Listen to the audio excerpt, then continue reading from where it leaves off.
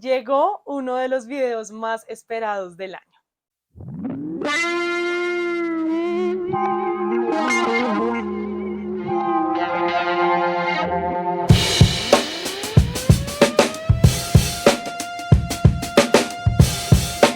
Hola, hola viajeros, ¿cómo están? Qué feliz me hace que este video se vaya a convertir en una realidad a pesar de que fue demasiado tortuoso organizarlo, porque me puse en la tarea de mirar entre mis 108 lecturas del 2023 cuáles fueron esos 10 mejores libros. Y como si eso no hubiese sido suficiente, que la verdad costó muchísimo sacar ese conteo, efectivamente los organicé del 10 al 1.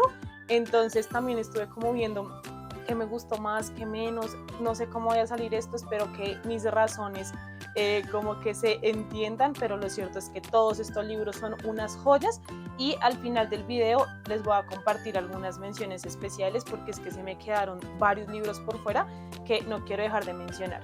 Entonces, pues vamos a comenzar. He estado viendo por ahí que mucha gente está subiendo contenido respecto a cómo leer más, cómo mejorar el hábito lector o algunas cosas como que quisieran cambiar de la comunidad lectora en el 2024 y bastantes cositas así. Y una de ellas es el tema de leer más despacio y de leer menos, ¿no? Que como que la cantidad no implica la calidad y todo esto. A mí esto me chirrea un poco porque sé que la cantidad de libros que yo leo, que son más de 100, pues no es la cantidad a la que aspira y que puede realmente llegar todo el mundo. Soy supremamente consciente de eso. Pero si bien es cierto que siempre se va a priorizar la calidad sobre la cantidad, no es verdad que porque leas más no estés disfrutando los libros de la misma manera. Solamente quería hacer ese disclaimer porque no quiero ser una fuente de frustración para nadie si tú no llegaste a los 100 libros, pero leíste 10, 20, 30, la cantidad que haya sido y sacaste lecturas que te cambiaron la vida, está perfecto. Pero no entiendo como mucho ese afán de decir que porque hay gente que lee más por diferentes circunstancias de la vida, que lo he repetido en muchas ocasiones, y es que me dedico a estudiar literatura, estoy como en este mundo editorial, me llegan colaboraciones editoriales, entonces claramente una gran parte de mi vida son los libros y sé que no es así para todo el mundo, entonces tampoco me parece justo como que se rebaje el hecho de que hayan personas que leen mucho y que entonces porque son demasiados libros no los están disfrutando igual, porque no es verdad. Creo que así leas menos libros también está como la posibilidad de que no encuentres ninguna lectura que te satisfaga, ¿no? Como para ser de 5 estrellas o estar en algún top. Entonces, la cantidad no garantiza nada, tanto de arriba como para abajo. Es decir, no podemos juzgar a las personas que leemos mucho y tampoco a las personas que leen poco. Todos estamos leyendo y eso es como lo importante. La verdad no sé por qué les estoy mencionando esto, pero es que sí me ha chocado un poco como la manera tan despectiva en la que se habla de esto. Pero bueno, volviendo un poco al sentido de este video, que es hablarles de esos mejores libros que tuve durante el 2023, vamos a comenzar con nuestro top 10. En el puesto número 10 tenemos a uno de mis autores favoritos de la vida que tuve el honor y el placer de volver a leer este año, y estoy hablando de Víctor Hugo con Nuestra Señora de París. Yo tuve además la fortuna de leer la segunda parte de esta historia con esta edición que les pongo en pantalla, que además viene ilustrada, es preciosa, la pude sacar de biblioteca y la necesito en mi vida. Este fue un libro que leímos en club de lectura y que yo iba como muy emocionada, pero también con mucho temor porque es Víctor Hugo. Yo ya había disfrutado muchísimo Los Miserables, sabía de su pluma, sabía de lo que él implica para Francia y no me quería llevar como una decepción con otra historia. Yo nunca me había visto, por ejemplo, la película del Jorobado de Notre Dame, no tenía ni idea de qué iba este libro, siempre pensé como qué raro que adapten un clásico como lo es Víctor Hugo y por el tono que yo pude percibir en Los Miserables a pues una película para niños, eso como que siempre me retumbó mucho en la cabeza. Y comienzo a leer y me encuentro con una historia de un hombre que además es un hombre religioso, ¿no? Que comienza a tener deseos impuros frente a una mujer que además es una gitana, entonces hay un tema ahí de xenofobia y de discriminación muy, muy fuerte. Y su explicación a todo esto es decir que ella es una bruja y además tiene una cabra que es como el amigo del diablo y que por eso él está sintiendo todas esas cosas, ¿no? Hacia ella. todo es culpa de ella, o sea, es una cosa muy fuerte. Y además conocemos a este personaje increíble que es Quasimodo, y yo siempre había pensado que era como el bueno de la historia, el bueno bueno. Y si bien es cierto que hay una pureza muy especial en su corazón, en realidad no es nada bueno bueno, ¿no? Es este hombre que ha sido rechazado por la sociedad por ser feo, que lo abandonaron sus papás y él no sabe muy bien cosas de su pasado y que en realidad pues es casi que la mano derecha de este hombre que está teniendo todos estos deseos, ¿no? De Frodo. Entonces es impresionante porque vemos cómo él intenta convertirse en lo que la sociedad ha hecho de él, que es un monstruo, pero hay sentimientos ahí en su corazón que le permiten ver la belleza, por ejemplo, en esa catedral de Notre Dame tan impresionante, ¿no? Víctor Hugo hace unas descripciones de estos lugares que yo decía, necesito ir y volver a leer estas escenas allá. Y es que cuánto amor desprenden las descripciones de Víctor Hugo por su país, es una cosa bellísima y conociendo como estos problemas que él tuvo con su nación, ¿no? Y que tuvo que exiliarse y todo el tema por muchas cosas que decía, es profundamente admirable lo mucho que él igual amaba el lugar en el que nació y amaba la arquitectura y cómo habla de que la arquitectura también funciona como los libros, ¿no?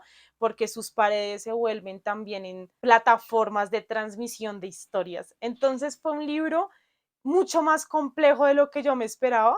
Después me vi la película de Disney y si bien pudieron adaptarlo como pudieron, considerando que era una película para niños y así, es cierto que se pierden muchos matices de los personajes, que Esmeralda no es así como la muestran en la película, tiene como otro sentido. Deberíamos hacer como un video hablando del libro a peli de Nuestra Señora de París. Y pues nada, que Víctor Hugo siempre me sorprende con sus historias, por supuesto que quiero seguir leyéndolo, qué personajes más vivos, más humanos, qué bellas descripciones, qué final tan doloroso.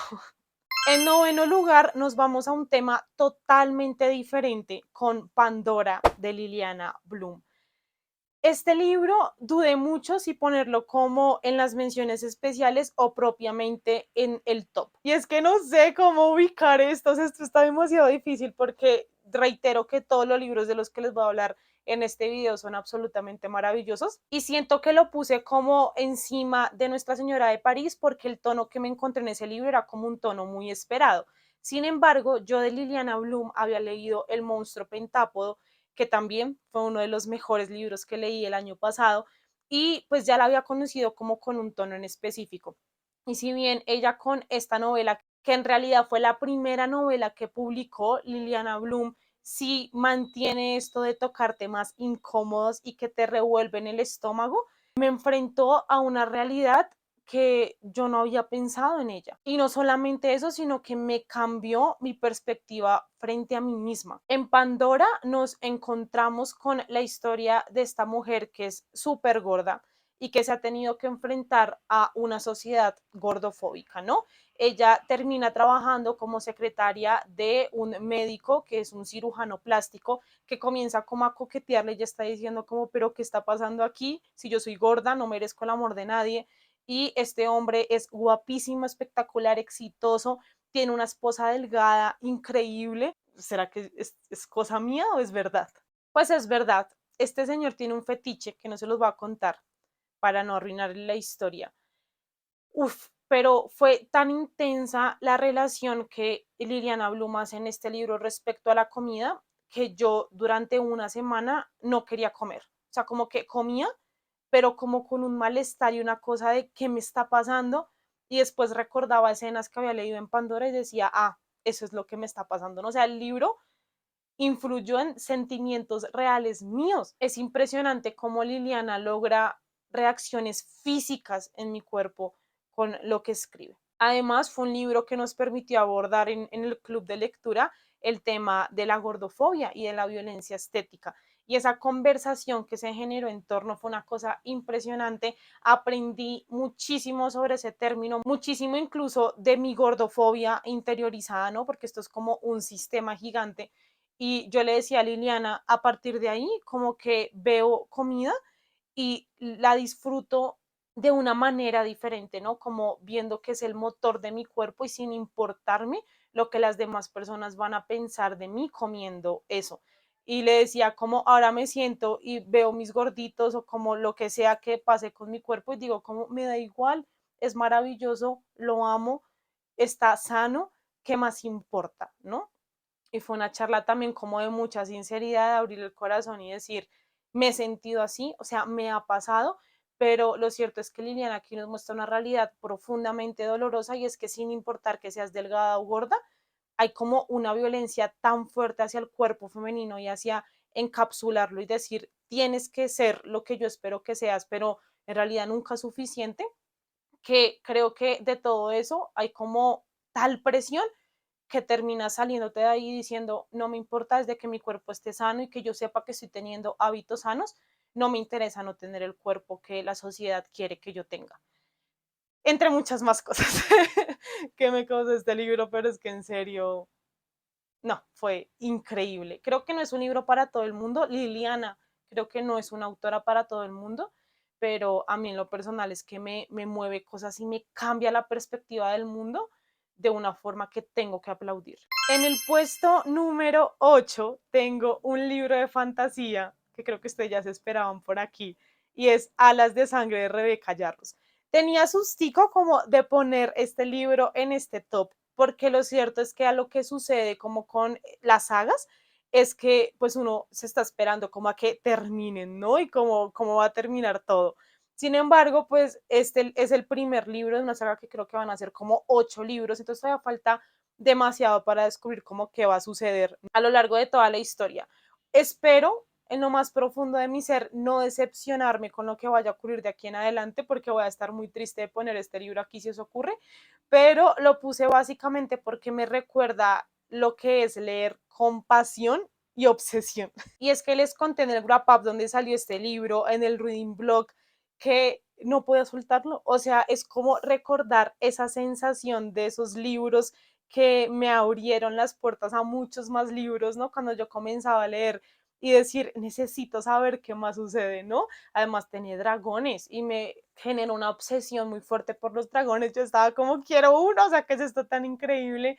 Sentí que toda la acción era maravillosa. Para los que no conocen de qué va este libro, básicamente tenemos como protagonista a Violet, quien es una mujer que toda su vida se ha formado para ser escriba dentro de este mundo que se compone como por escribas, el ejército, ¿saben? Como con diferentes profesiones, normal, pero ella, pues gracias a su papá, como que todo el tiempo este libro me roba toda la luz. Pero pues esta mujer, por su papá, que también era escriba, pues se ha dedicado a estar en bibliotecas, en archivos y pues básicamente como a entrenar su mente, pero cero su cuerpo. Sin embargo, su familia por parte de mamá, ¿no? Como que su mamá y su hermana sí son de la Armada y se han estado como todo el tiempo entrenándose para ser jinetes de dragón y poder como combatir una guerra que hay en este territorio. Sin embargo, el papá de Violet muere y la mamá le dice como tú te vas a presentar para ser jinete y yo está como, pero tú sabes que eso es prácticamente mandarme a morir, porque es que la primera prueba de esta escuela es que tú tienes que pasar de una montaña a otra como por un camino de piedra que te puedes deslizar, irte al vacío, te mueres y que además hay viento y te mueres, o sea, es una cosa muy, muy fuerte. La gente que quiere ser jinete de dragón se ha entrenado toda su vida para hacerlo y pues ella no. Sin embargo, no puede contradecir a su mamá, llega a este lugar y con una inteligencia impresionante logra sobrevivir a muchas pruebas. Lo cierto es que yo vi esa evolución, yo sentí su miedo a no ser suficiente, a tener un cuerpo que es frágil porque ella además tiene como una enfermedad donde sus huesos se parten fácilmente, entonces como todo el mundo está en tu contra y aún así sale como una fiereza interior de yo quiero demostrar que sí puedo, ¿no? Y además tiene un romance ahí increíble, tiene dragones, ya dije esto. Y es que en serio fue una historia a la que entré y no pude salir hasta que terminé el libro. Realmente me pareció increíble, ya quiero leer la segunda parte, porque es que además el final queda uno como, ¿qué? Y pues le agradezco mucho esa sensación que en última instancia como que es la que no quiero perder cuando hablo de leer y es obsesionarme con un libro más no poder. En séptimo lugar tenemos poesía con los poemas de Alberto Caeiro de Fernando Pessoa. ¿Qué les puedo decir que no les haya dicho ya de este poeta? Básicamente lo conocí por clase y fue muy bonito porque habíamos comenzado como un recorrido de poesía un poquito más como del siglo XIX, llegando como a lo moderno y así, muy compleja. O sea, leí a Rilke, leí a Eliot con La Tierra Baldía y otros poetas que la verdad me parecieron demasiado complejos y que pues obviamente son como clásicos y muy respetados actualmente, ¿no? Sin embargo, yo nunca había escuchado de Fernando Pessoa y cuando comienzo a leer su poesía es una cosa de, esto es poesía, o sea, esta es la razón. Y es que con su poesía él presenta como muchos temas. Por ejemplo, está el hecho de la creación misma de Dios, tiene bastantes como crisis frente al creador, ¿no? Como ese creador que puede hacer cielos increíbles y flores y todo el tema, también permite que pasen muchas cosas, ¿no? Creo que dudas existenciales que todos hemos tenido en algún momento de nuestra vida y además juzga muy duro a esas personas, a esos poetas que han hecho de la poesía algo inasequible en cuanto a la forma en la que la construyen, ¿no? Entonces, palabras que nadie entiende, ¿no? Como un montón de cosas que es como, esto lo estás haciendo para que lo entiendan tres pelagatos, ¿no? Y para decir como que tu poesía es súper pro, porque en realidad solo pocos la pueden entender. Y Pessoa dice, pero ¿por qué hacen eso si es que en una rosa hay poesía, ¿no? Entonces yo amé demasiado a este señor, amé su manera de ver la vida, amé lo honesto de sus dudas, amé las imágenes que forma y la cantidad como de enseñanzas que me dejó, de yo pensar y decir, realmente todo es un milagro. En sexto lugar, tengo un libro colombiano que también descubrí por mi universidad y es Las estrellas son negras de Arnoldo Palacios.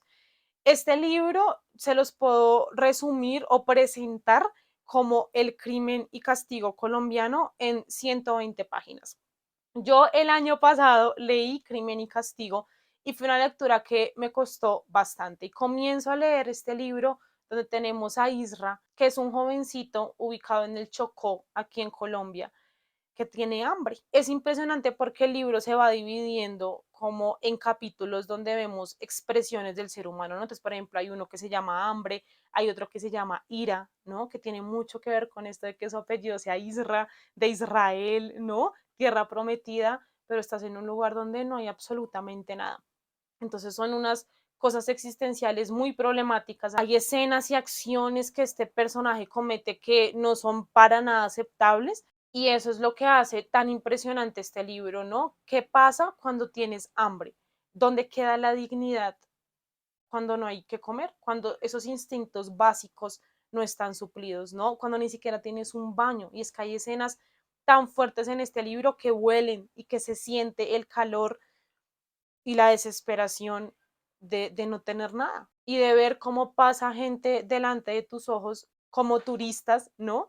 Disfrutando como de todo lo bueno que puede ofrecer ese territorio, pero que en realidad, aunque es tuyo, tú no puedes disfrutar también de eso porque no tienes dinero. Y aquí les estoy como hablando de reflexiones como súper generales frente a este libro, porque la verdad es que sí siento que es un libro para analizar en lo más profundo como cada uno de los capítulos y creo que al ser tan corto realmente permite eso, ¿no? Como que va al grano, es contundente, no intenta explicarte nada, sino que te presenta las situaciones y ya con eso tú dices, pues pucha.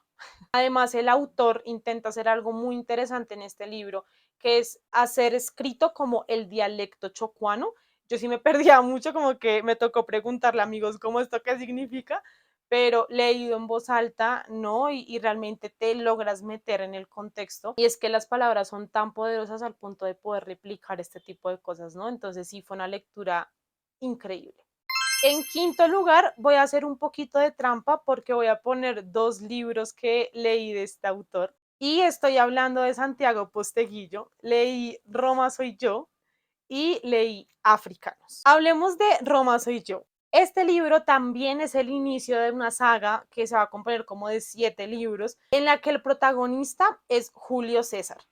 Impresionante, o sea, realmente impresionante. Hay personajes de la historia que tú conoces como de oídas y como por cultura general, ¿no? Pero que realmente no conoces a profundidad. Y eso es lo que a mí me pasa con muchos personajes, sobre todo como de Roma, y me he dado cuenta bastante de esto con lo que he leído de Posteguillo. Y aquí vamos a ver los primeros 28 años de Julio César y qué cosa tan impresionante. En serio, amé absolutamente todo porque es que además, al estar como un poquito más aquí en cuanto a tiempo histórico que africanos, como que hay muchas cosas que se sienten demasiado actuales y eso da mucho susto, pero también como que presenta un honor y una moralidad de estos personajes realmente increíble. Tengo mucha curiosidad por cómo continúa este libro, seguramente este vaya a ser el año donde voy a leer la segunda parte, pero es que en serio yo no puedo creer como un libro tan gordo, o sea, me lo devoré, era una cosa de necesito saber más. Y por eso no me pude decidir por alguno de estos dos, porque en Africanos me pasó algo supremamente parecido. Y es que aquí valoro el triple esfuerzo de Posteguillo porque nos presenta a un personaje tan increíble y que poca literatura se ha hecho sobre él como es Publio Cornelio Escipión. En este momento estoy leyendo Las Legiones Malditas y está impresionante. Este libro también fue una cosa que nos dio para hablar muchísimo, sobre todo de la diferencia de la guerra de ese entonces a la guerra de ahora, ¿no? Como que podemos decir que es la misma vaina, o sea, como que seguimos en lo mismo y ya, o hay más bien una degradación del ser humano y porque el ser humano necesita guerras todo el tiempo, ¿no? O sea, como unas cosas demasiado impresionantes y además pues también nos presenta a Aníbal, ¿no? Que ha sido como uno de los personajes históricos que casi logra derrotar a Roma, entonces es realmente impresionante y las escenas que describe Posteguillo de ellos pasando con los elefantes, no, o sea, una cosa que yo decía, ¿qué es esto? Además se sentía como película en la cabeza, ¿no? Y es maravilloso también que Posteguillo no se queda solamente con estas personas como de los altos mandos, sino que nos lleva a los esclavos, a los actores, a los escritores, ¿no? Que en esta época era como, bueno, estamos en una guerra que ya ha durado más de 10 años, ¿saben? Como que más importa que no sean las legiones y el ejército y todo esto, ¿no? Pues Posteguillo dice, vean toda esta gente que realmente sí está sufriendo la guerra de una forma mucho más cruda y menos honorífica y wow. Han salido actualmente muchos libros sobre diferente historia de Roma y sobre diferentes situaciones y así, pero creo que a mí me interesa la historia romana y como todo esto tan antiguo por Posteguillo y creo que él va a ser el autor al que voy a esperar para que me cuente absolutamente toda la historia y su versión de la historia porque tengo muy claro que esto es ficción histórica y que hay muchas cosas que él mismo completó como en su labor de escritor, pero es que yo le creo todo. Y así como hemos hablado de varios inicios de sagas en este video, vamos a hablar del final de una, que es La Guerra de Guerras de Jaime Alfonso Sandoval. En el 2024 leí la segunda, tercera y cuarta parte de esta saga y es de lo mejor que he leído en mi vida. En serio necesito que estos libros lleguen a Colombia para que todo el mundo los lea porque son una cosa maravillosa. Cuando yo leí el primer libro, la verdad es que me pareció una propuesta supremamente arriesgada e interesante. Tenemos a una niña que se llama Lina, que se encuentra ubicada en México y pues tiene unos papás convencionales dentro de lo que cabe. Su mamá es supremamente mexicana, como con unos dichos que en serio daban demasiada risa, pero su papá, la verdad es que sí es un poquito extraño, es muy pálido, todo el tiempo está frío, duerme mucho en el día y trabaja en la noche supuestamente en un bar tocando música. El tema es que Lina va a descubrir más adelante que en realidad su papá es vampiro y que ya tiene toda una familia vampírica en el mundo umbrío, que es un lugar, una civilización que se encuentra justo debajo de donde ellos viven. México, vampiros en México.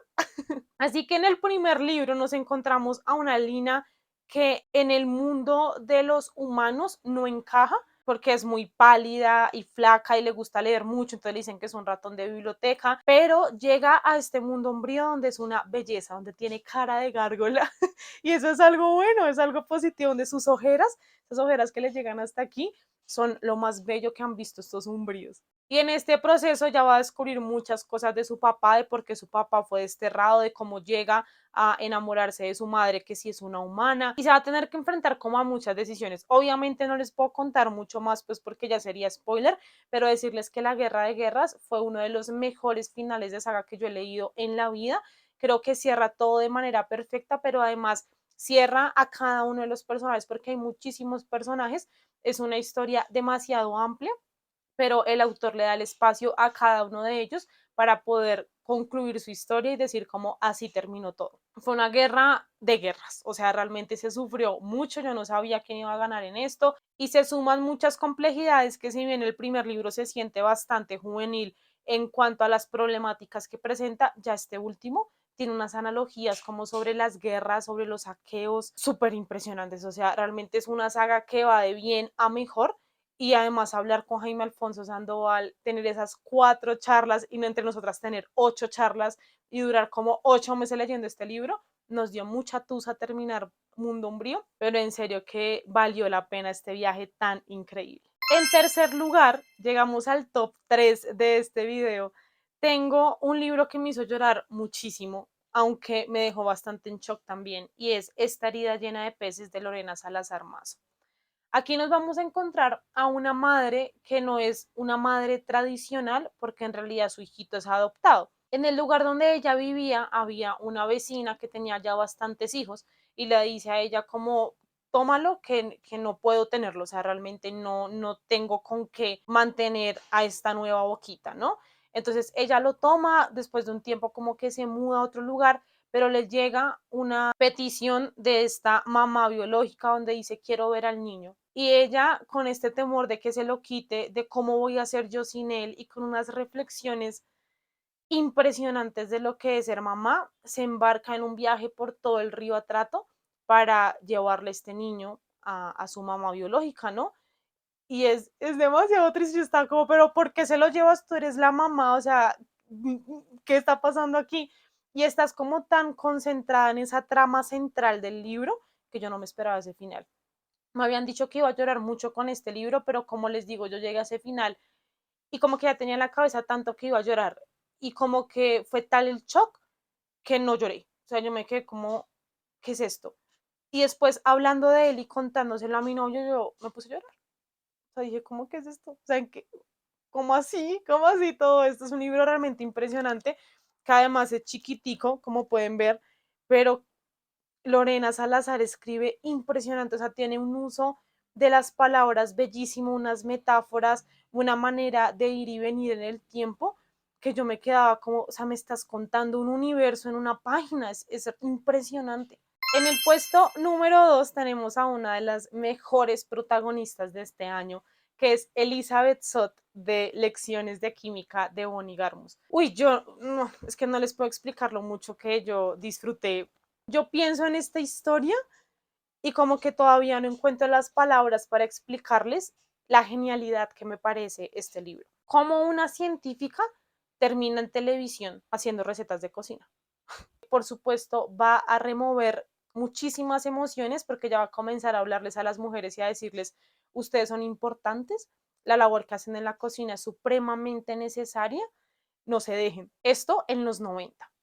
Entonces, fue demasiado revolucionario y además siento que está escrito con un humor que permite que tú te conectes con las situaciones duras y complejas que pasan, porque yo lloré bastante con este libro también, pero al mismo tiempo no cae en ser un libro moralizante, esto está mal, esto está mal, esto está mal, sino que te presenta de una manera muy entretenida todas estas situaciones y te permite reflexionar. Además tenemos un personaje increíble que es 6 y media, que es el perrito de Elizabeth Sott, que también tiene una voz en este libro y todos los personajes enseñan algo, todas las situaciones son profundamente desgarradoras, te ríes, lloras, disfrutas, reflexionas, es increíble. Realmente me pareció un libro muy bien escrito y no dejo de pensar en él. Y llegamos al top número 1 de este video de los 10 mejores libros del año y creo que no es un secreto para nadie que es El infinito en un junco de Irene Vallejo. Ya les he hablado demasiado de este libro, creo que en los últimos 3 videos hemos tenido este libro como protagonista y es que sin duda alguna se convirtió en un descubrimiento este año y en un libro que amo muchísimo, ¿no? Como que entendió muchas partes de mí como lectora y de lo que siento y lo llevó a otro nivel, completando todo esto con información sobre esas cosas que amamos tanto, que son los libros y lo que han significado para nuestro mundo, a pesar de que pensemos que en algún momento van a desaparecer o que la gente no lee o cualquier cosa. Es un libro que me costó bastante tiempo, pero que repito que valió toda la pena del mundo Y pues no me voy a explayar mucho más porque ya tienen un video donde les cuento 10 cosas que aprendí de este libro, ya tienen la reseña en Instagram, pero fue el mejor libro del año. Esos fueron mis 10 mejores lecturas de 108, repito. O sea, esto es muy importante porque es que fue muy difícil para mí y por eso voy a hacer rápidamente menciones honoríficas. El día que llovió sangre por mostrarme una realidad profundamente dolorosa, pero también esperanzadora y con una gran responsabilidad frente a mi país. La trilogía de Meridia por darnos una de las mejores experiencias de lectura, ponernos a fangirlear y a soñar con otro mundo que sí puede ser posible. Marina, porque Carlos Ruiz Zafón nos transportó a una historia llena de lo gótico y de personajes a los que puedes acompañar y con los que puedes aprender muchísimo. Los Cuatro Vientos de Christine Hanna, porque me permitió tener conversaciones muy difíciles con mi familia frente a la migración. Lo recuerdo y me parece tan bello y tan significativo. Peregrinos de Sofía Segovia, por abrirme la puerta a una nueva perspectiva de la guerra con personajes entrañables y una pluma tan exquisita como es la de Sofía Segovia. Y La señora Dalloway, porque aunque es un gran reto literario, el personaje de Septimus Warren Smith es uno de los mejores que he leído en mi vida. Les dije que iban a ser bastante rápidas estas menciones honoríficas. Muchísimas gracias si llegaron hasta aquí. Cuéntenme en los comentarios cuáles fueron sus mejores lecturas de este año y si alguno de los libros de los que hablamos en este video les llama la atención. Recuerden que me pueden seguir en mis redes sociales, suscribirse a este canal, activar la campanita de notificaciones para que YouTube les avise cada vez que subo un nuevo video y sin más nos estaremos viendo en el siguiente video.